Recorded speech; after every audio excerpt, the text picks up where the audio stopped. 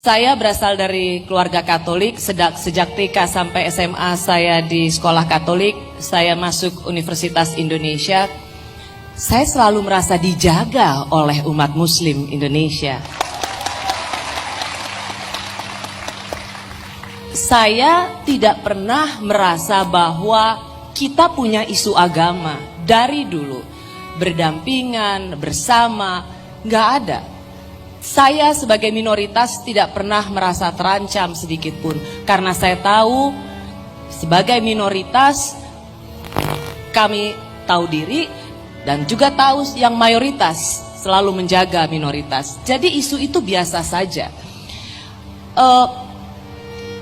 Saya ingin menceritakan pengalaman bagaimana kami bisa hidup seperti ini. Ketika saya masih kecil begitu, kan dari dulu kita hanya punya TVRI ya. Tolong jangan ditanya tahunnya. Waktu masih kecil gitu, terus selalu ada azan maghrib di TVRI. Saya almarhum itu selalu mengatakan,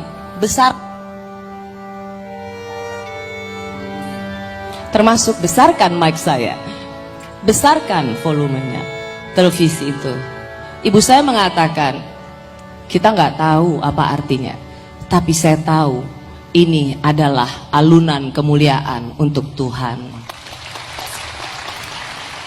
Jadi kami sudah diajarkan bahwa kita hidup itu tidak sendiri, kita berbeda dan tidak ada yang salah dengan perbedaan itu. Selama kita tahu diri, kita menghargai dan menghormati perbedaan itu. Dan buat saya, nilai dalam keluarga itulah yang membuat saya memiliki, dan kakak-kakak saya memiliki pemahaman seperti ini. Jadi penting sekali nilai yang ditanamkan di keluarga, Pak Menteri. Ya, terima kasih Mbak Rosi. Jadi selama ini sama sekali tidak merasakan sebagai bagian dari minoritas, begitu ya? Justru merasa dijaga oleh... Saya merasa begitu. Dan sampai sekarang, sampai saat ini seperti itu dirasakan. Ya, jadi begini, dengan era sosial media, kita mendengar banyak, oh ada begini, ada begitu. Buat saya, kita menyaring sendiri, gitu. Mana sih yang benar, mana sih yang nggak benar? Buat saya begini, setiap agama pasti ada orang ngaconya, Pak Menteri. Mau agama apapun itu, pasti nggak mungkin apakah itu orang Kristen, apakah orang Katolik, apakah itu umat Muslim dan lain sebagainya. Karena ini kan bukan tentang agamanya, ini tentang pemeluk agamanya, dan itu bisa saja berbeda satu sama lain. Buat saya, kalaupun ada seperti itu di sosial media, itu biasa saja. Itu tidak mengganggu pandangan saya dan penghormatan saya pada umat Muslim pada umumnya. Dan saya mau bilang begini, Indonesia adalah negara demokrasi dengan populasi Muslim terbesar di dunia.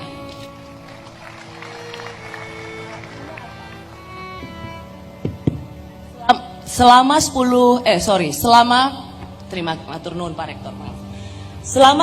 tahun reformasi, dari masa Orde Baru yang tadi diceritakan oleh Gusmus masuk ke era reformasi saat ini, kita punya banyak PR, kita punya banyak kendala. Tetapi selama 20 tahun ini, Indonesia telah membuktikan sebagai contoh masyarakat Muslim dengan sistem demokrasi yang terbaik di dunia. Dunia harus belajar dari umat Muslim Indonesia. Mbak dan Rosi, itu membanggakan sekali. Apakah dengan demikian fenomena yang terjadi di sosial media kita belakangan ini, yang seringkali kita temui ungkapan-ungkapan yang tidak pada tempatnya lah, yang terlalu hitam putih, mudah menyalahkan, bahkan atas nama agama lalu kemudian merendahkan sesamanya misalnya, seperti itu sesuatu yang tidak perlu terlalu dikhawatirkan. Apakah itu merepresentasikan, mewakili bangsa kita secara keseluruhan?